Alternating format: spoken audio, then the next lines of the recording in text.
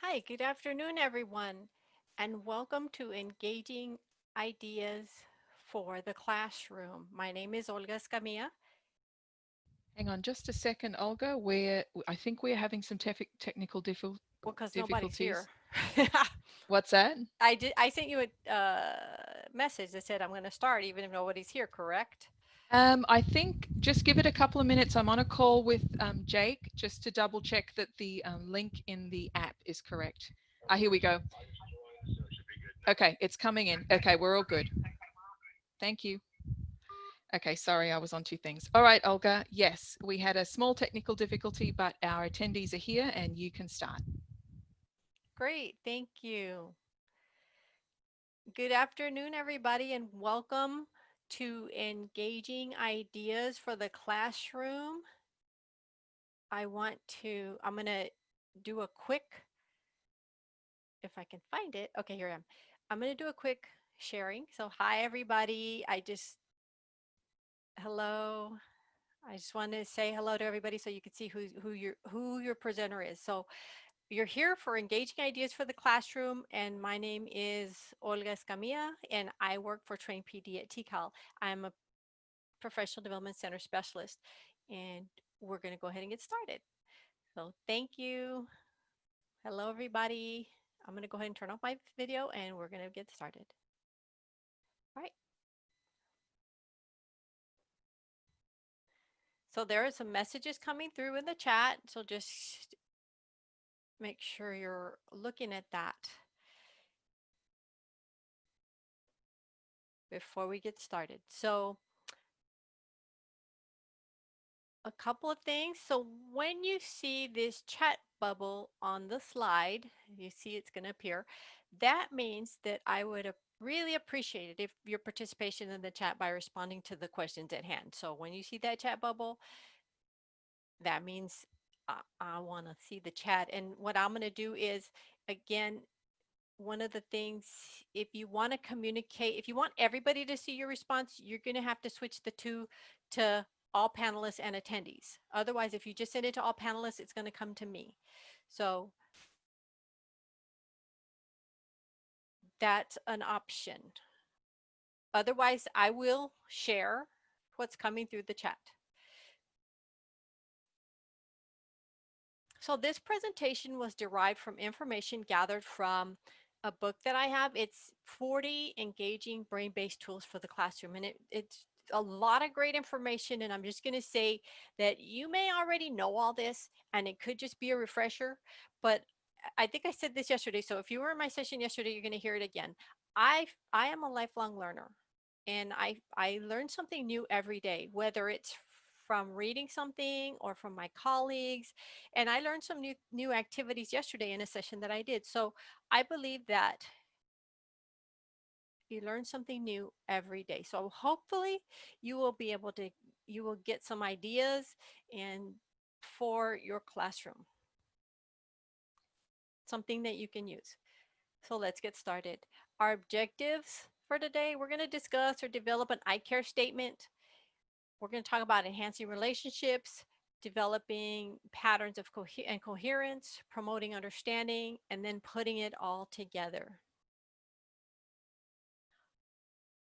So what is your philosophy? Let's talk about the I care statement. So enhancing relationships begins with developing emotional links. It is important to share with your students what you believe in. Your statement should be based around people. Understanding people is where education is, and understanding yourself is where it all begins. So you all came into adult education for some reason or another, right? So why is it that you're here? What is your philosophy? So take a moment to think about your philosophy. Think about it while I share my philosophy. And then I want to ask that you share your statement, your philosophy statement in the chat. So you see that little chat bubble, that means I want you to share. But I'm going to share mine while you think of yours or while you're typing yours. And then I'd like to see some of you may already have your philosophy and you know what it is and you could just type it in there very quickly. So I'm going to share mine. give you some time to type yours and share, because and then what I'll do is if you type it to just the panelists, I will share it to all. I will share it if that's okay. So let me share mine while you think about your I care statement. Again, you came into adult education for some reason. So why is it that you're here and what's your philosophy? Because we want to be able to share our philosophy with, just put it out there, and also let our students know what our philosophy is. Because I always tell my students, I believe in lifelong learning. And I know that I learn something new every day. Okay, so and my philosophy kind of says that. So without further ado, my philosophy. And disclaimer, or this template is at one of the handouts on the app. So we have the PowerPoint and then the my philosophy, and then there will be another handout that will be on the app. So let me read mine, and you can read it as I read it. So this is my philosophy. I believe in lifelong learning. I learn something new every day. I've already said that, right? I believe that everyone is capable of learning, and I am here to assist students in achieving their goals to advance in their lives through education. That is my philosophy. So let me see. I saw some coming through. Let's see.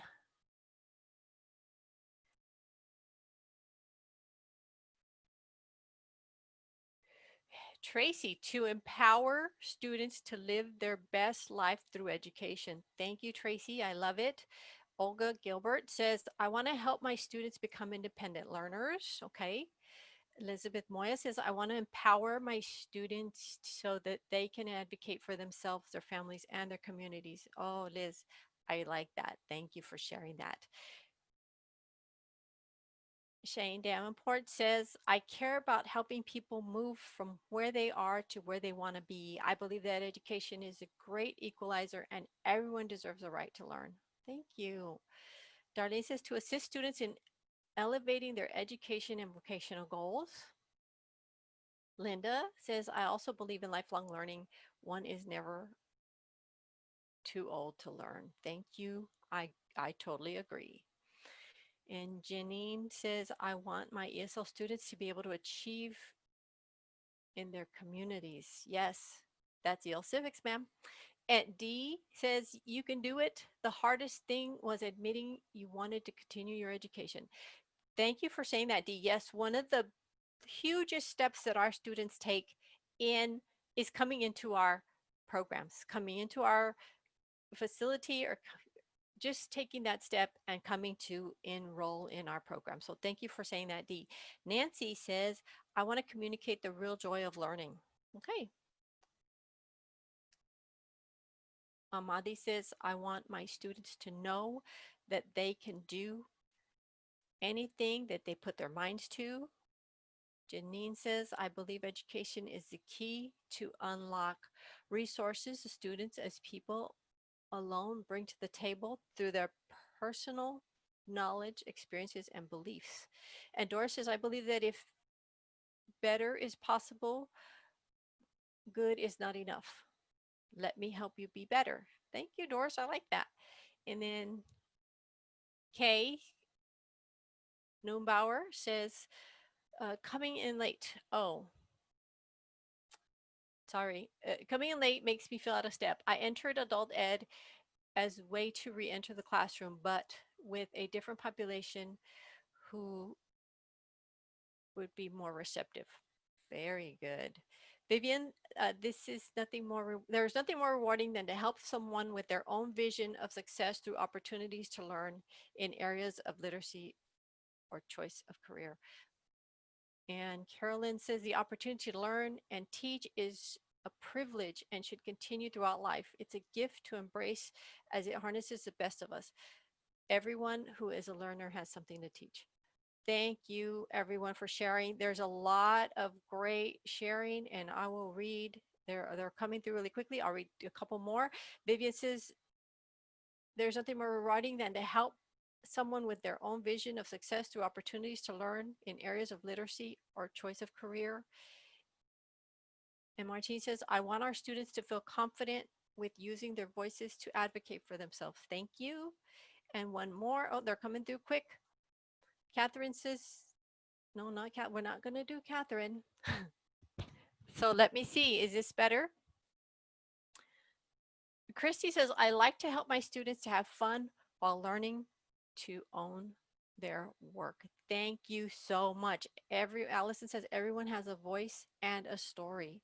Thank you for sharing that, everyone. Think about it. Right. Like I said, I put this template in the app, so you should be able to download it and put your philosophy down on paper, because it's important that you post it somewhere so your students can know what your philosophy is. You want to share it with them, but you also want to be reminded of it every day. Okay, let me continue. And thank you for sharing.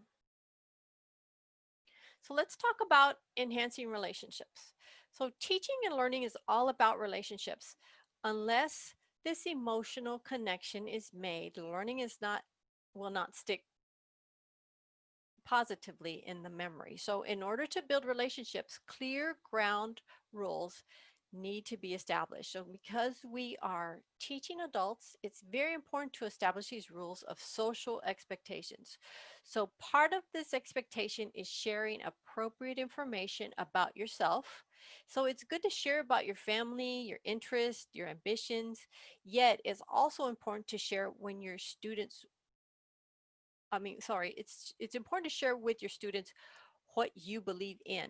So this sharing should set the foundation of life rules that you live by and what you expect in the classroom setting. So sharing can also create the aspect of trust, which in turn gives students the opportunity to do the same.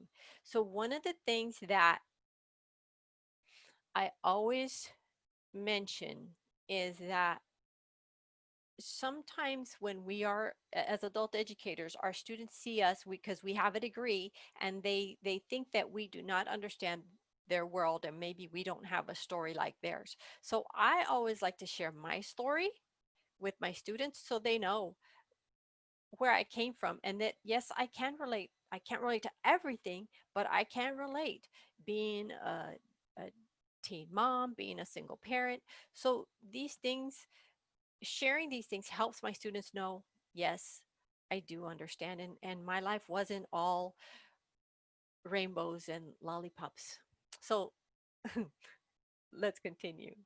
So building emotional links. So share clear statements so that your learner will form an understanding of what drives you, what your passions are, and what your purpose is as a teacher.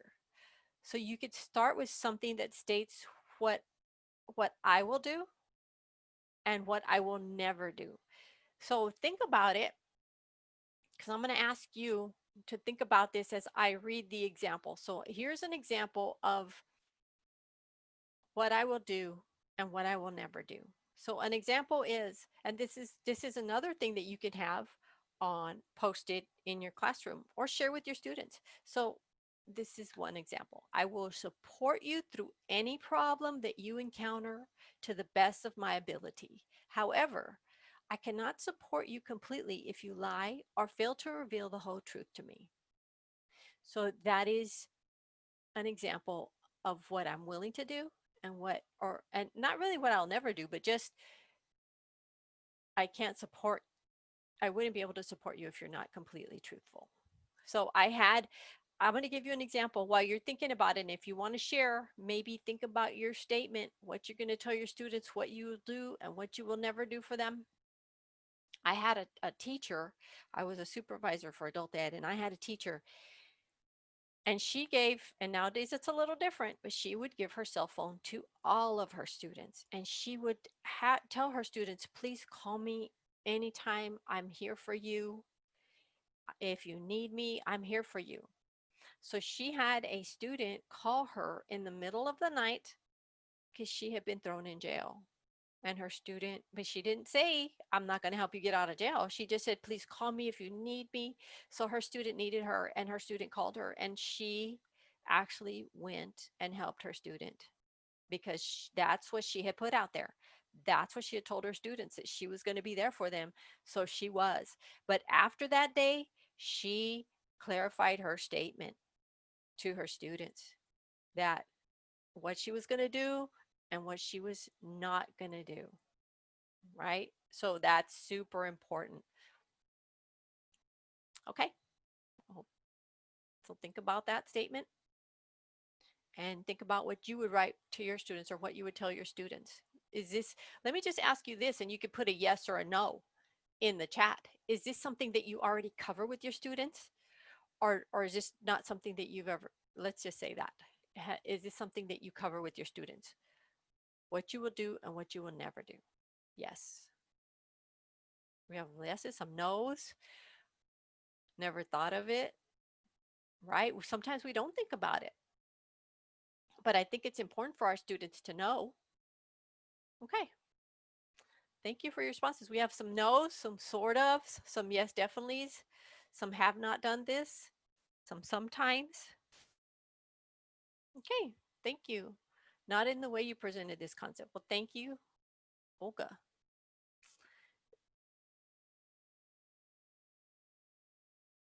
Doris says no, but I will make exceptions. So thank y'all for sharing. So if you haven't thought about it, think about it, because it's important for our students to know this is what I'm going to do for you, because we all have this passion. We all want to help our students, because I read that in your philosophies. You all want to help your students move forward. But what is it that you're willing to do for your students, and how far you, and what will you never do? Because I think our students need to know that. All right. So again, take a moment to reflect on the message you want your students to receive. Develop at least one statement that's going to help your student form an understanding of what you will do or what you will never do. And remember, drive, purpose, and passion. Again, you could share your statement in the chat if you've thought about it. Because I know this is kind of something you really need to think about, because some people are saying never thought about it. But if you have not thought about it, give it some time to think about it, and then develop that statement and how you're going to communicate that with your students. So if you don't have one, you don't have to share it, because there's a lot of people who said they're just thinking about it now. Okay, very good. So I don't see anything coming. So let's continue.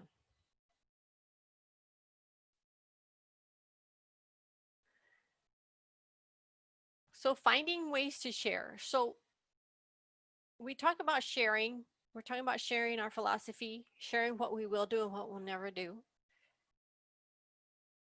Look for opportunities for both you and your students to share things about yourselves. And this is the whole building rapport thing. So you could do an activity, you don't know this about me, but, and you could share, you could do this as a group. You could do this as think, pair, share, where you have your students talk to each other and share something that they don't know about each other, and then share it out to the whole group. Or you could do this in a talking circle. So everybody gets in a circle and you share. You don't know this about me, but X. So I had a session last week on Friday, and that was one of the things. Introduce yourself, tell us where you work, and tell us something amazing that nobody really knows about you.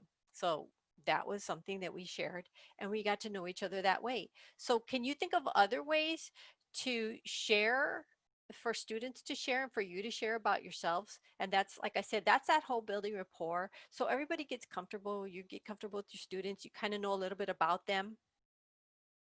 April says, share about yourself or others, two truths and a lie. I like that one. And so Linda said, two truths and a lie. Very good. Any other ideas?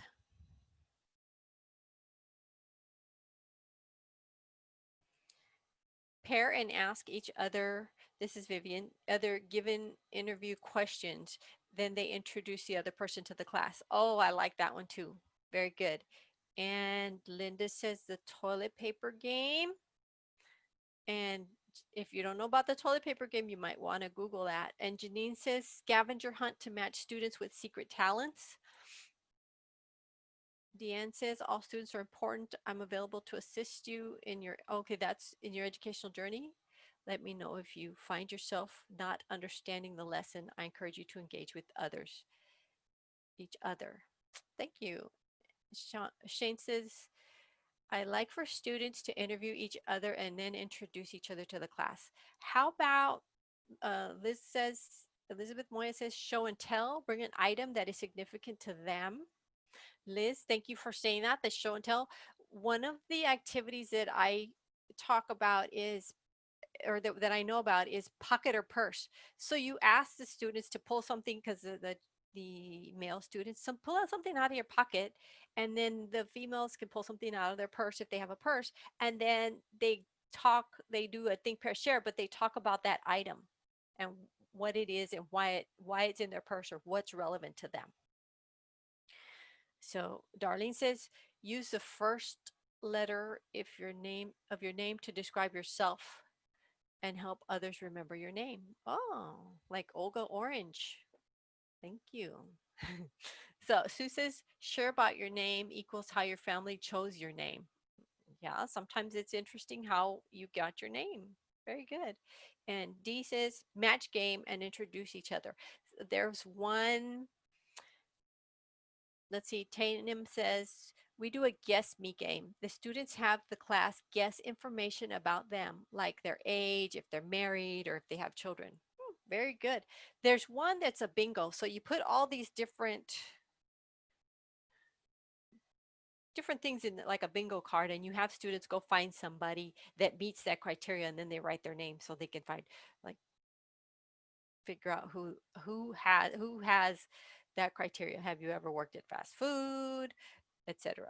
So kind of get the idea. So very good. Thank y'all for sharing. Those are a lot of really great ideas. So I appreciate your sharing. All right, so let's continue. Oops, we're gonna see, and we already did this. Okay. So another way to share is through metaphors or personal stories. So many times our students don't know our story, and I kind of mentioned this. They make assumptions and make their own story about us. So it's good to share your story so students know that you've been there too. So you can also share metaphors to connect students with the learning. Has anybody ever shared that? So some guidelines are to tell the story and don't read it, avoid retelling it word for word, vary your pace, tone, or tempo, and use props. So sometimes when you're going into a particular lesson, you might have a story to share with props. Okay. So another aspect that we need to share with our students is breathing techniques. So the techniques are used to promote or state of calm, to promote anger management, not to promote anger, but the management of anger, and then to enhance energy. So these different techniques are, there's a handout in the app that you can access the breathing techniques. So breathing is one of the essentials of life, but it's often neglected as an aid for learning. So because the brain's main role is survival, it's easily affected by anything that appears to be dangerous. So this danger can be constantly present in a learning environment for many students. So if we view something as stressful, our bodies react with the production of stress hormones, reducing and coping with high level stress is important. So using these calming strategies can be effective in your classroom. So teaching stress reduction techniques to learners is a long-term benefit. So controlled breathing is an effective stress reduction technique. It slows the metabolism and gives the brain an opportunity to move blood from the stress centers to the areas of high-level thinking where decisions can be made. So breathing techniques can help our students maybe before a quiz or before a test. Sometimes our students they get intimidated by other students or just being in class because it's a new environment. So it's important to teach our students these breathing techniques that's going to help them to, again, to be calm. Maybe students getting upset because they can't learn or get that math concept. Sometimes math is something and they start getting upset and sometimes angry. So we want to be able to promote that breathing for management of anger, and then to enhance energy. And we're going to talk about shortly, we're going to talk about the best times of the day. So sometimes we, maybe we don't always have class at the best times of the day, but we can use breathing techniques to enhance that energy. So Linda says, I read a long time ago that pressing the thumb and the middle finger together will reduce stress. Ah, well, that's another technique, not breathing, but a technique. And Shane says, have you used halt, hungry, angry, lonely, tired? These are reasons a lot of students struggle in class. Very good. So think about halt. If they're hungry, they're angry, lonely, or tired. But also, don't forget these breathing techniques because these can help potentially. I don't know if it'll help with the hungry thing, but it might help with the angry, lonely, tired. Thank you for sharing that. Okay, so I want to share this quote, and this is by the author of the book. Perhaps something we need to remember in the Western world is the power of the human breath. Again, we have those breathing techniques, and the handouts are in the app. So thank you. And Shane says he agrees that breathing is key, super important. I use I use breathing techniques when I walk outside. That kind of helps me take in that fresh air, and also as a stress reliever. Okay.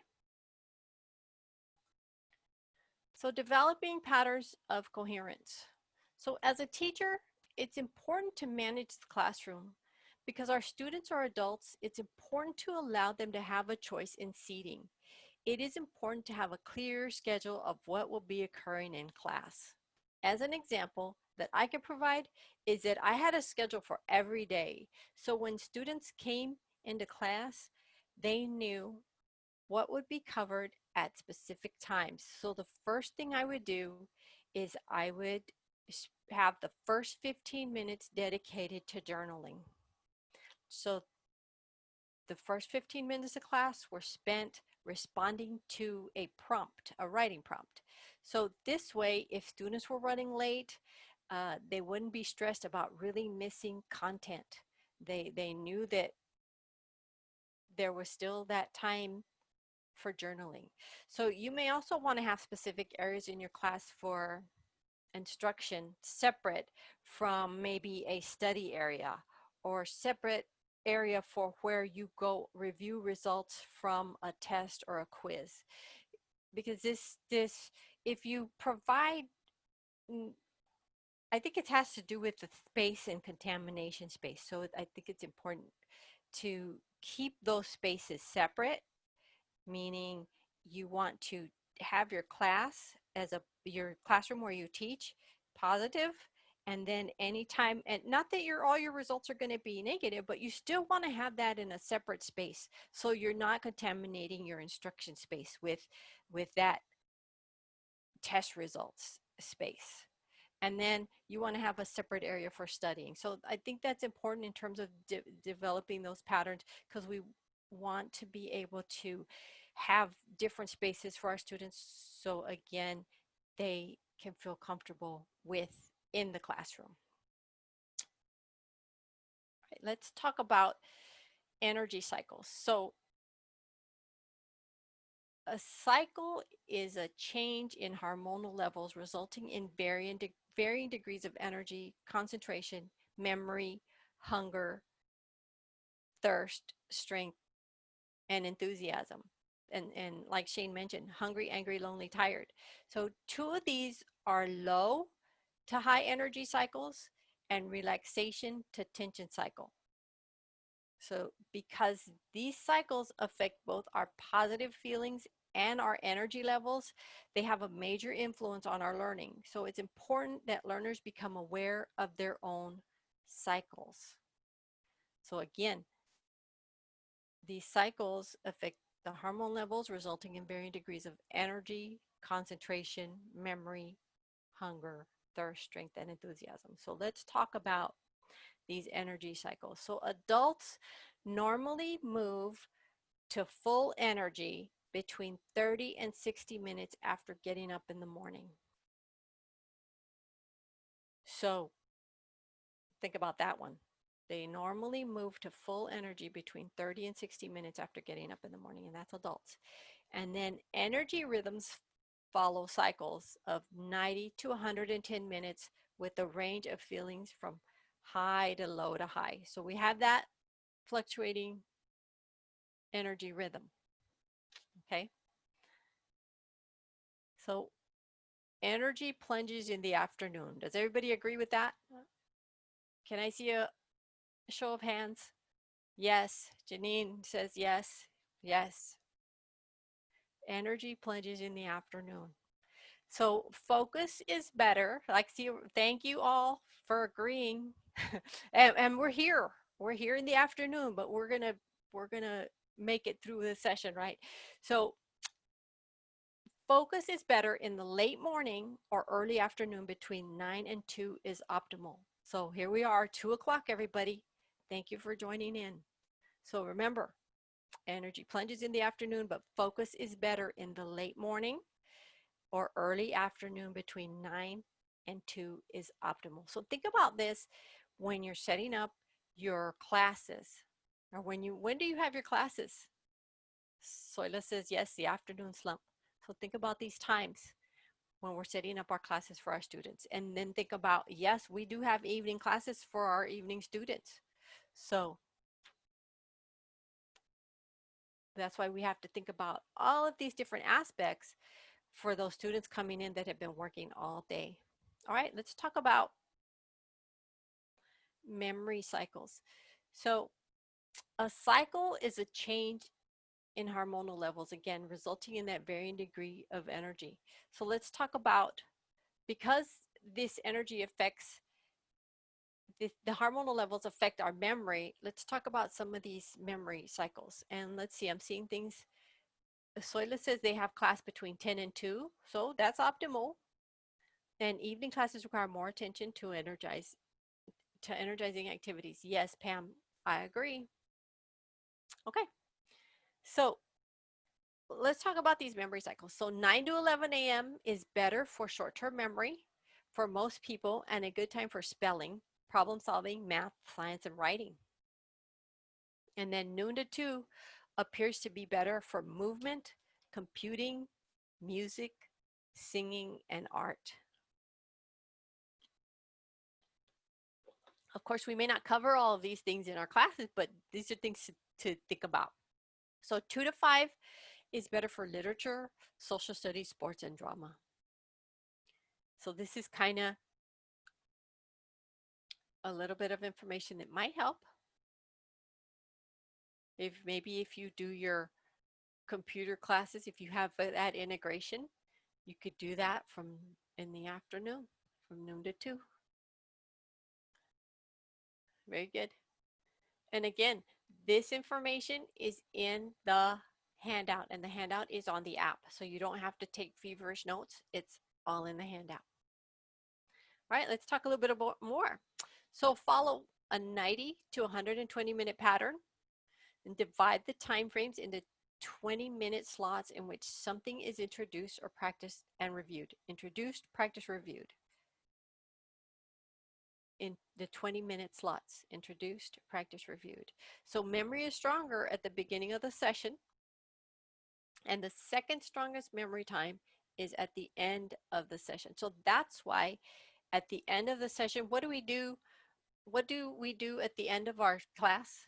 We talk about what we learned. We review. Thank you, Linda. We review. So again, second strongest memory time is at the end. So very important time to review. All right.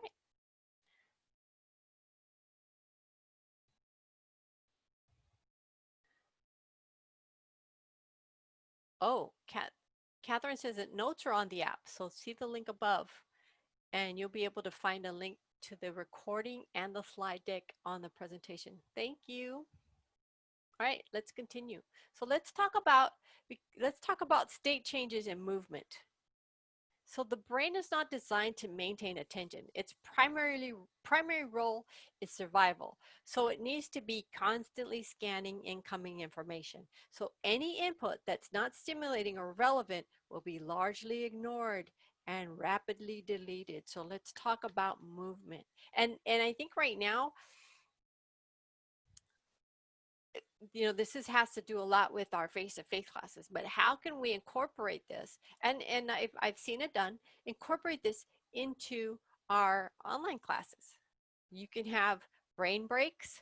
You can have your students stand up for a minute and do an activity just to keep them stimulated. Okay, so let's talk about state changes, and that means movement. So there's some guidelines for attention in the classroom. So convert a learner's age into minutes. And then after that amount of time, a change of state needs to occur to maintain attention. So when we're working with adults, we have a little bit more time before we have to do a state change. So think about your learner's age into minutes, and then think about a change needing to occur at that time to maintain their attention. So energy boosts such as stand up and stretch activity, a mini break with the task to move to upon return. And like I said, you could do a brain break, coffee break. Um, so it could involve mind mapping, a group activity, or even a discussion. So kind of a break from just providing that information. And Shane says we do the hokey pokey. Yep, online as well. See, so Shane's already incorporating these state changes, trying to keep them stimulated, because it's kind of hard just sitting for hours on end. So incorporate that, get the blood flowing, incorporate those state changes. So let's see. So state changes work best when they involve movement and thinking, and movement and predicting, and movement, and then movement and summarizing, and movement and discussion, and movement. So what is that big requirement? Movement.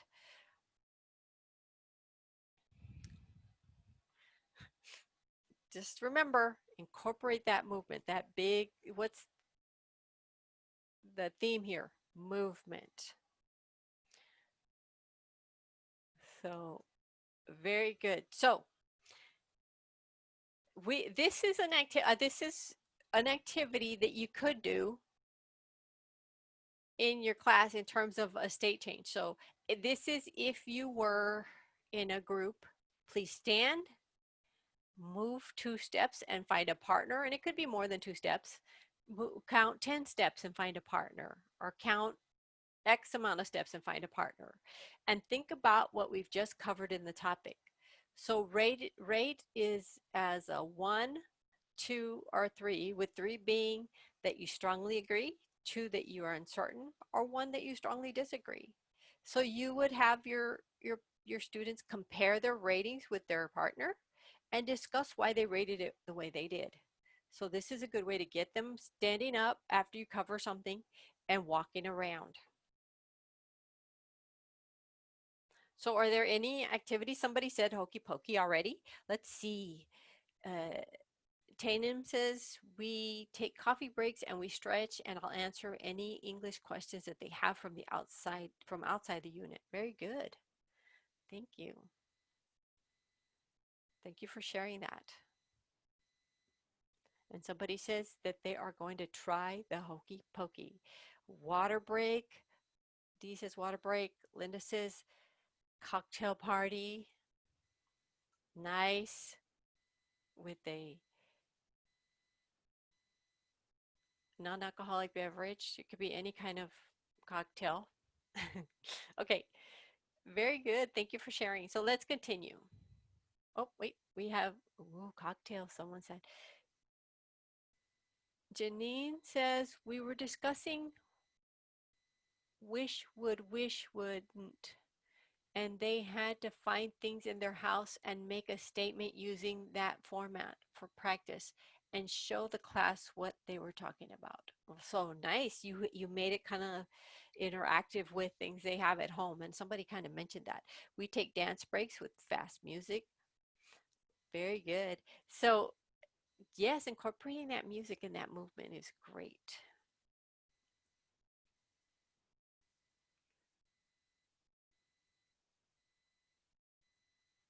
So in terms of the state changes, so it's important that you sense when you're losing the class. So once learner attention has been lost, because it's difficult to bring them back. So think about incorporating these different state changes, but also be aware of when you're losing the class and try one of these state changes. And Patricia says, sing an easy song. Yeah, just as simple as that. All right. So let's talk about, we've been talking about not losing our students. Let's talk about memory links. So research suggests that more than 98% of learning is non-conscious. So as educators, we need to make certain that the important information we want to be retained is delivered through 2% of the process channels. So how can we make sure that the important information is retained? So again, 98% of learning is non-conscious. So how can we make sure that that important information is retained? So let's talk about memory links.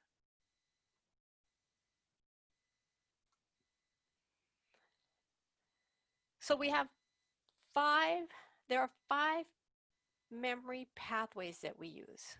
We have the semantic, which is content without that context. We have episodic, which is memory related to time and order.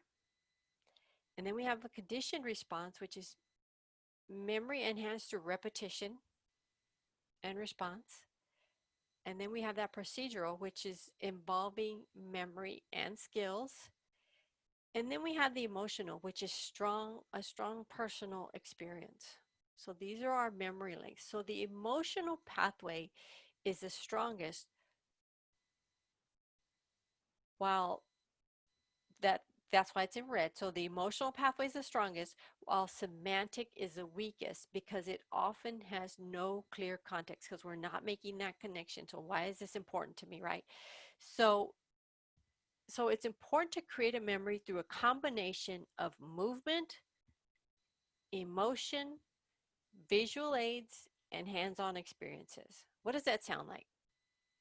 Our students, right? Are they visual learners? Are they auditory learners? Are they kinesthetic learners, right? So think about that. Bringing all of these aspects in to your instruction to build on those memory links. So improving that memory for our students. So memory requires sense, meaning, and repetition to move information to permanent long-term memory. So we need to move learning to long-term storage and be certain that it is retained. So you use a timeline, you can use a Venn diagram, you can have students create their own test questions, maybe have a quiz and have them develop the quiz questions for everybody. Have students teach each other, and somebody mentioned that in one of their statements, that students teaching each other about learning from each other. And then prepare a presentation for the class. And I know that we do this when we have our students share maybe about their family or their kids. or we have them do a a project and then they present that in front of the class. Or I think in one of our sessions, maybe it was yesterday, they mentioned sharing recipes and sharing about their cultures. So that was one of the things that they could present in class. They maybe defend a point or debate a topic. So these are kind of things that you can use, different activities, to help with that whole memory and moving that information to permanent long-term memory for our students.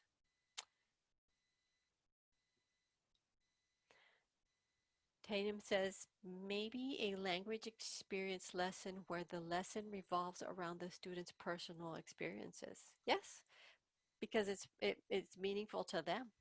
Very good, because it has to have relevance. Why? Very good. Thank you for sharing that. So let's continue. Anyone else? And I'll wait. I'll wait just a minute. But if I see a comment come in, I will stop. So let's continue. So use humor or emotional stories to strengthen a memory. Have students stand to receive important information. Again, that movement. Use lyrics of a well-known song to accentuate a message.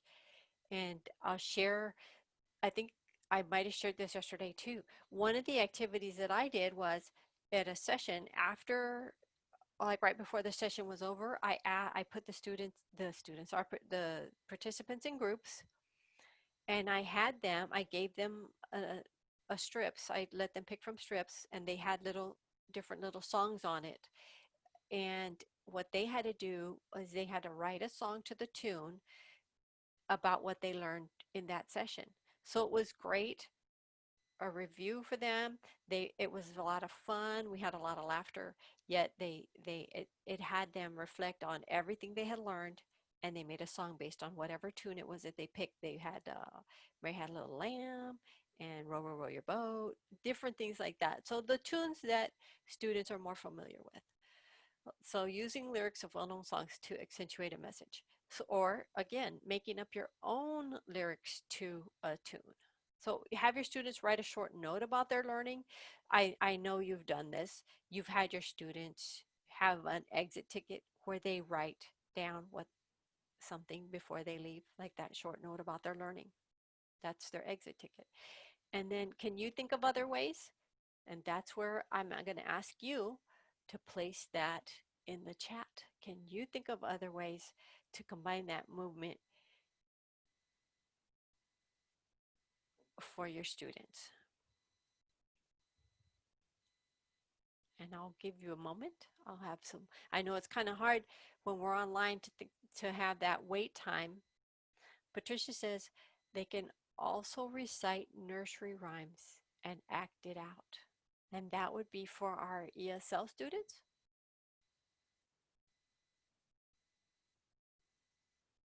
and potentially for our HSC. Depends on what they're doing. Yes, very good. So I actually, let me give you an example. I was teaching a customer service class, and I had the students create scenarios. They pulled the strip out with already scenarios, but they had to act it out. They had to do a good example of customer service and a bad example of customer service based on the scenario that they were given.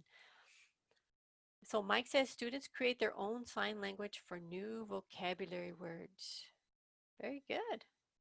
And then Caroline says bring a photograph from home or documenting a day in their lives through photographs and then describing. Oh, that's very good. That's also bringing in that aspect of them presenting and sharing. So Dee says my students enjoy making up their own story with drawn pictures from a story-based read in class. Very good. Any others?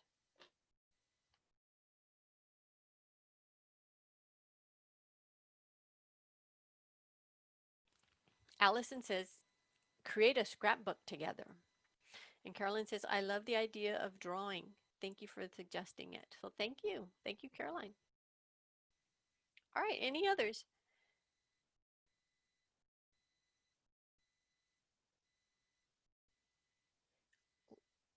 Align activity with any conversation topic and share learning outcomes.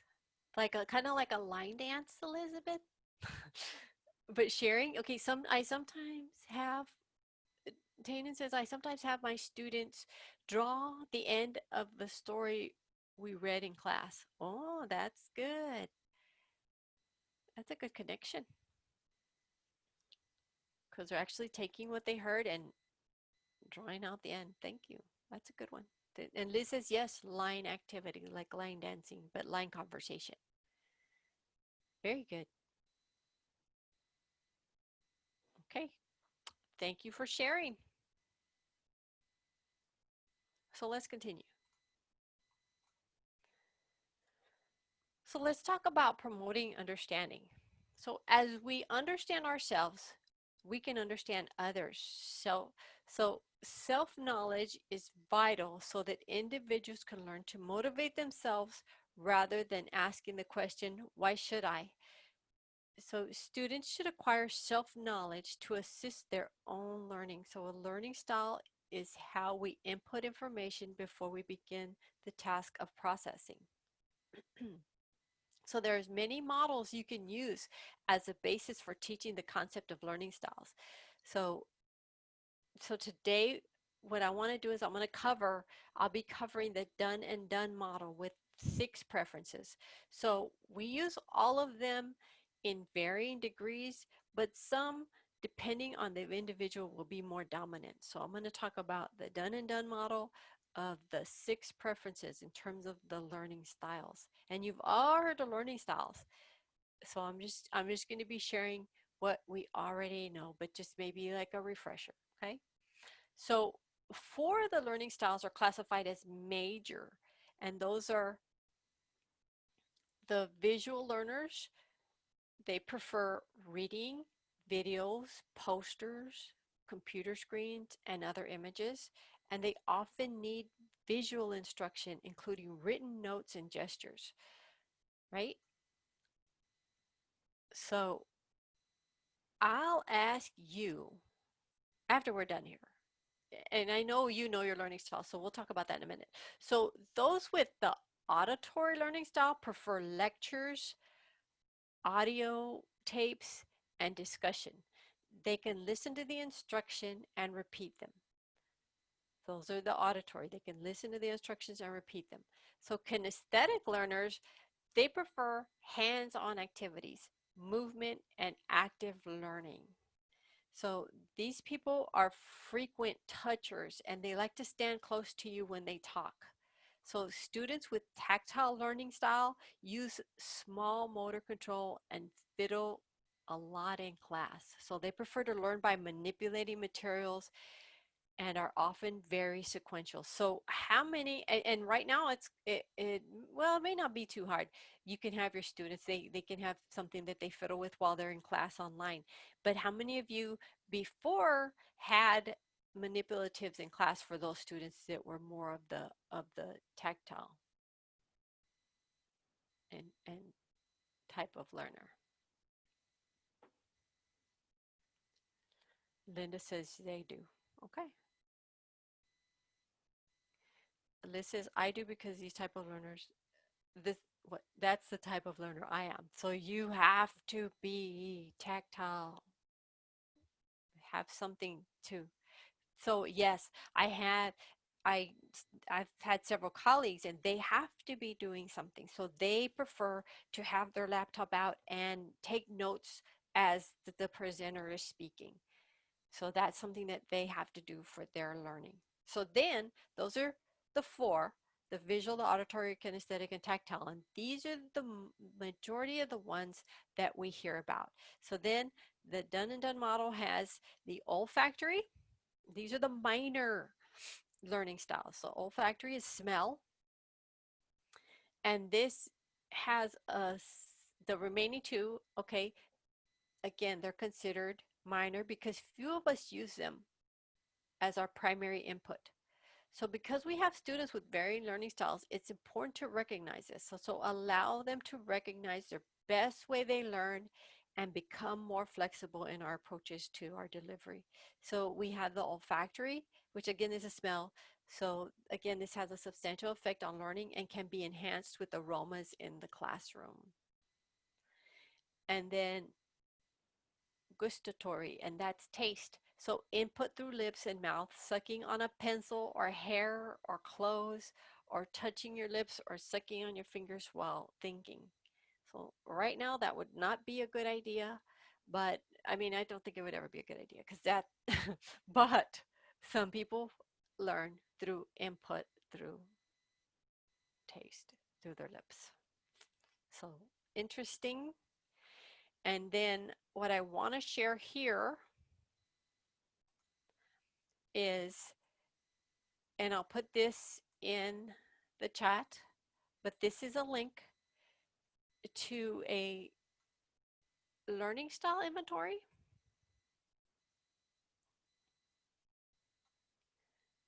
Let me find that. And what it does is this also provides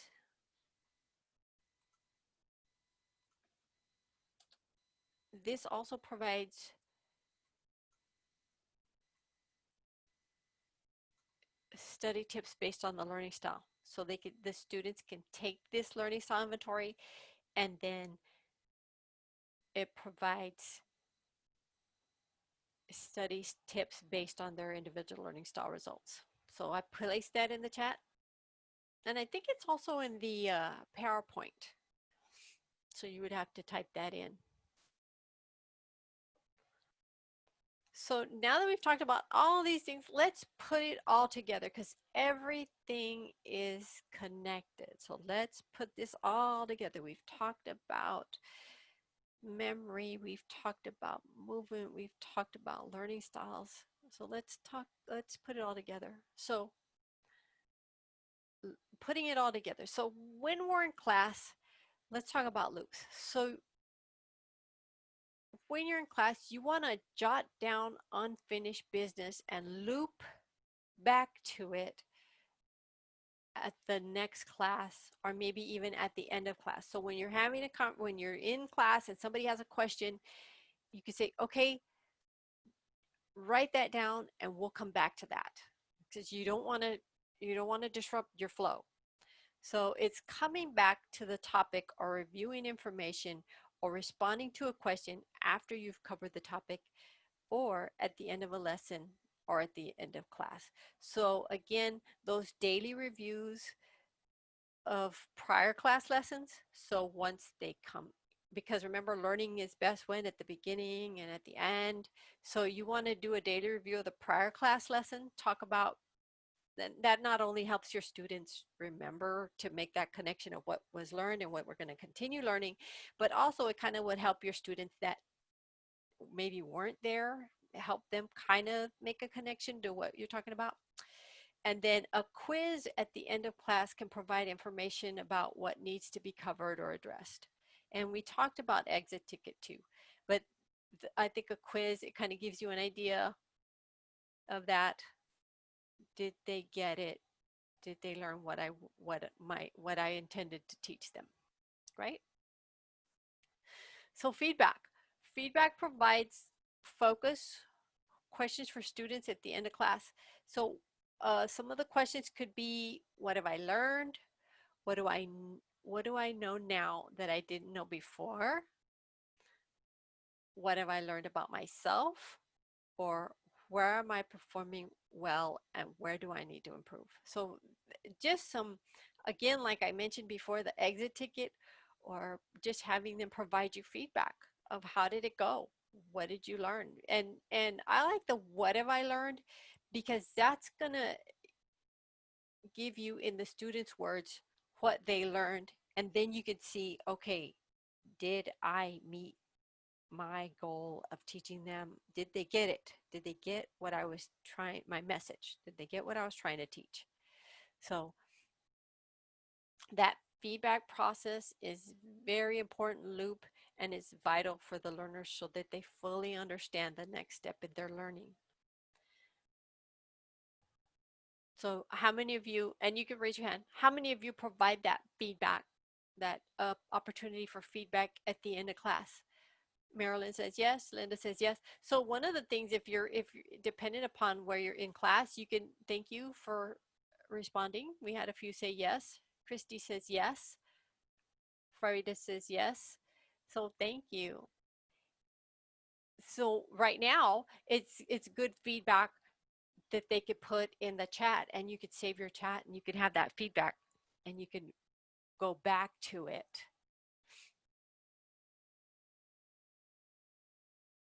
So very good.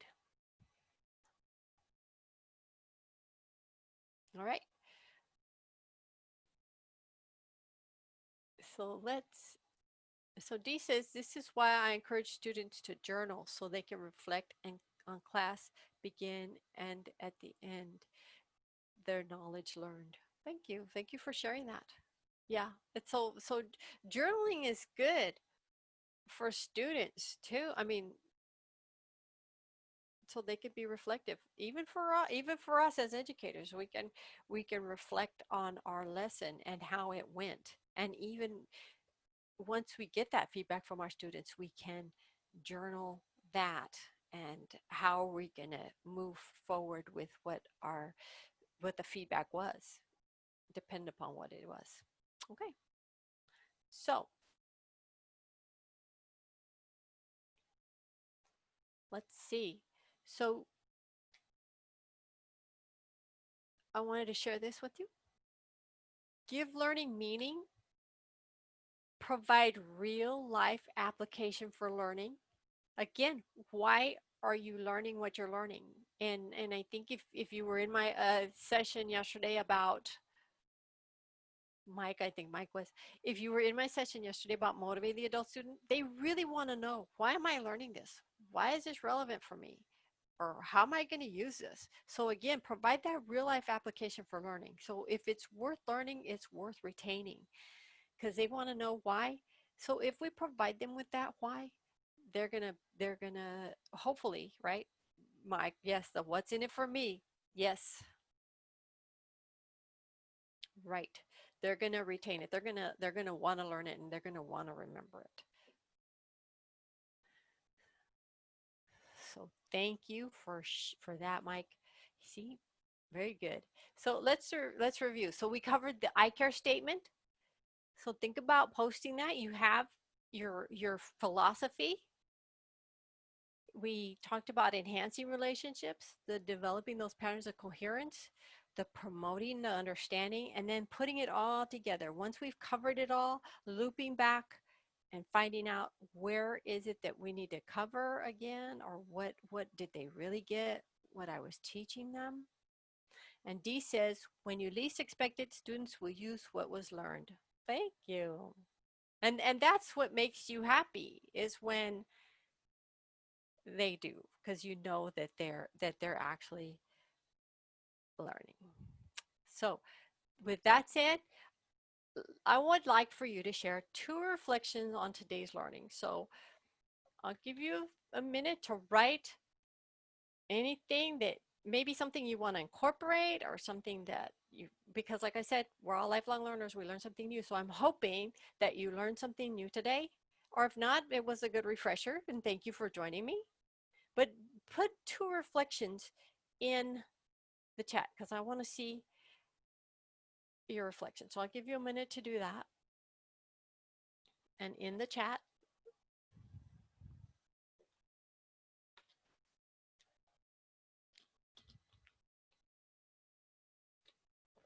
so I think they said we had about till 2:45, but we're a tad bit early so that we can transition to the but next session. So I'm waiting. The 2 reflections of today's learning. Okay. Thank you, Dee. She said, reconfirmation that I'm on the right track teaching and encouraging my students. Thank you. Like I said, it could just be a refresher. Linda says the energy cycles and memory cycles were new to me. This is good stuff to know. Yes, it is. Thank you. Janine says observing the energy cycles will be something I pay attention to. And I also like the idea to enhance relationships with students and between them. Very good. And Darlene says, we'll work on the I care statement and work on clarifying what I will and will not do with my students. Very good. Because that's not something we normally think about, but I think it's important. And Sue says, I was prompted to share about myself with my students and to share with them my purpose and passion. Yes. Thank you for sharing that because I think it's important for our students to know why are we here? Why are we there? And Elizabeth says sharing expectations, what I will and will not do, and then 2 ways to relieve stress. Thank you. That whole right now, and I think even right now, that whole the breathing and the whole breathing exercises, those are going to be helpful for our students because if we're think about how we're feeling, we don't have to say it, but I think that those breathing exercises are going to be really important. So thank you, Elizabeth. And then Caroline says, thank you for the new ideas. Darlene says clarifying. Very good. Marilyn says, have students write questions and bring to the next class. And then Alicia says, I use and I think that movement intermittently and review is great, especially to the latecomers. Yeah. And Olga says, memory links. Very good. And Kay says, not able to make emotional statements like this at this time. Content is helpful. Well, thank you. Janine says, thinking about how to incorporate students creating their own dialogues is in an online environment. Very good. Makes you think about it. Learning, Sophia says, learning about the energy cycles was interesting, especially for our evening students. Yeah, that's a tough one. And Patricia says, it was good. It was a good refresher on the different styles of learning. I like the idea of doing breathing exercises and relaxing with students. Students do learn better when their body is relaxed and happy. Thank you. And Shane says, we need clear rules and boundaries with our students. We could do this by sharing and I will and will not statements. Yeah. And then the energy cycles were good because we tend to forget. Yeah. Like I said, this. This is just a great refresher for us just to remember, oh yeah, you know what? Let's do that. That's going to be helpful. Denise says include physical movement, posting philosophy statement.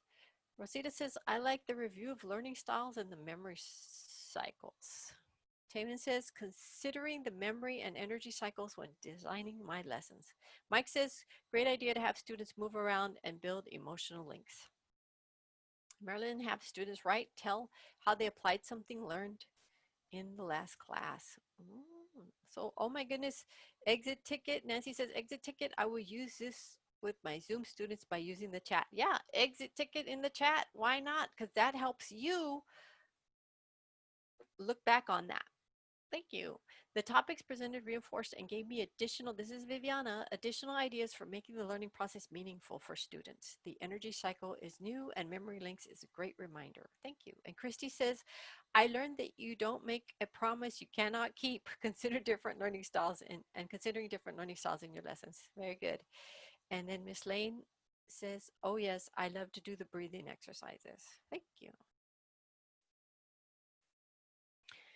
Oh, and then Marilyn says, Marilyn, I'm going to read this. The psychiatrist charged $300 to teach breathing techniques, and here you have them for free in a step-by-step handout.